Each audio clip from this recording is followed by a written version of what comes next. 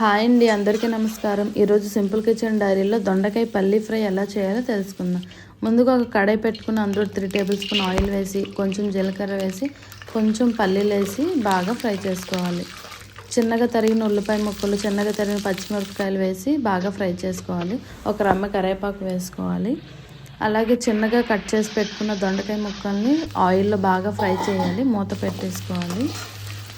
ఆయిల్లో కొంచెం ఫ్రై అయిన తర్వాత కొంచెం 1 టేబుల్ స్పూన్ పసుపు, 1 టేబుల్ స్పూన్ ఉప్పు వేసి బాగా కలుపుకోవాలండి. ఇప్పుడు వాసన కోసం కొంచెం కస్తూరి మేతి వేసి బాగా ఫ్రై చేసుకుంటున్నానండి. మూత పెట్టేసి ఇంకొంచెం ఫ్రై చేయాలి దాన్ని.